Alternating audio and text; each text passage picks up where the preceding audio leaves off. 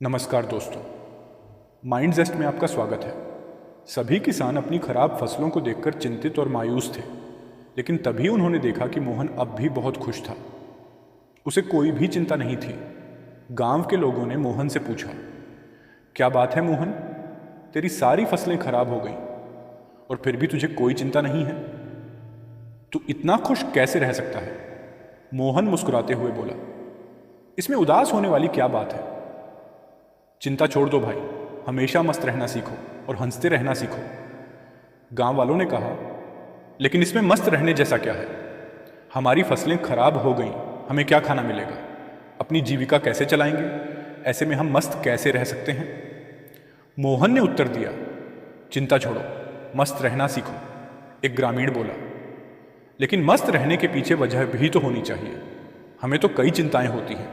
मोहन ने कहा, हर किसी को चिंता होती है। हम बच्चे तो नहीं कि हमेशा खुश रहें। उम्र के साथ चिंताएं बढ़ती हैं। बच्चों की पढ़ाई, करियर, भविष्य, घर गृहस्थी की जिम्मेदारियां, सब कुछ चिंता का विषय बन जाता है। लेकिन खुश रहना एक कला है और मस्त रहना एक सोच। गांव वालों ने पूछा, क्या तुम हमें यह कला सिखा सकते हो? मोहन बोला, हाँ, मैं तुम्हें एक कहानी सुनाता हूँ, ध्यान से सुनो। बचपन की एक सीख। जब मैं छोटा था, एक बार मेरे पिताजी के साथ जंगल के रास्ते से शहर जा रहा था। हमें अपनी फसलें बेचनी थी क्योंकि घर में धन नहीं था। रास्ते में शाम हो गई और घना अंधेरा छा गया। अचानक तेज आंधी आई और हमारी बैलगाड़ी का पहिया दलदल में फंस गया। पिताजी ने बहुत कोशिश की, लेकिन पहिया नहीं निकला। हम थक गए और भूख प्यास से बेहाल होने लगे। मैंने डरकर पिताजी से कहा, पापा, मुझे बहुत डर लग रहा है।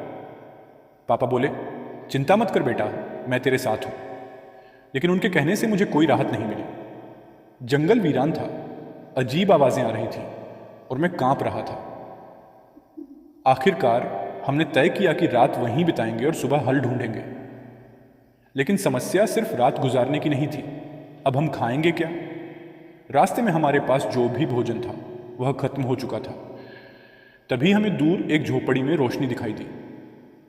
पिताजी ने कहा, तुम यहीं रुको, मैं कुछ मदद की तलाश करता हूं। मैं वहीं बैठा रहा और डर के मारे रोने लगा।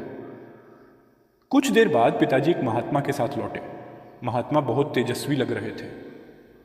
हम तीनों ने मिलकर गाड़ी को बाहर निकाला। पिताजी ने महात्मा को धन्यवाद दिया। महात्मा ने हमें खाने के लिए भी कुछ दिया और पिताजी को एक कागज सौंपा। मैंने पिताजी से पूछा, यह क्या है? लेकिन उन्होंने कोई जवाब नहीं दिया। वर्षों बाद की सीख, कई साल बीत गए। जब पिताजी का निधन हुआ तब मुझे वह पत्र याद आया।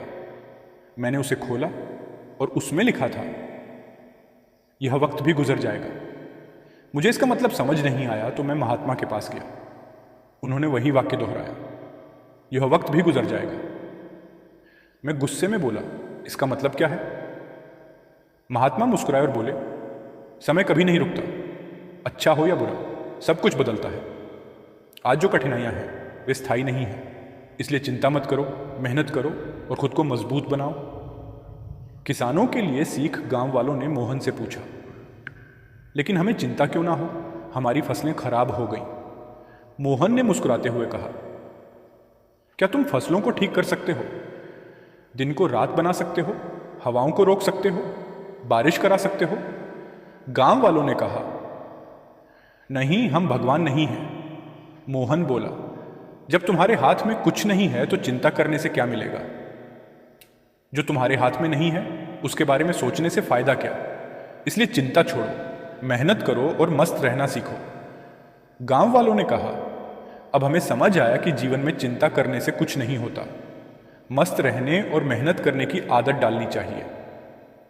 अगर आपको यह कहानी अच्छी लगी हो तो इस वीडियो को लाइक करें और ऐसी और कहानियां सुनने के लिए माइंड जेस्ट यूट्यूब चैनल को सब्सक्राइब करें।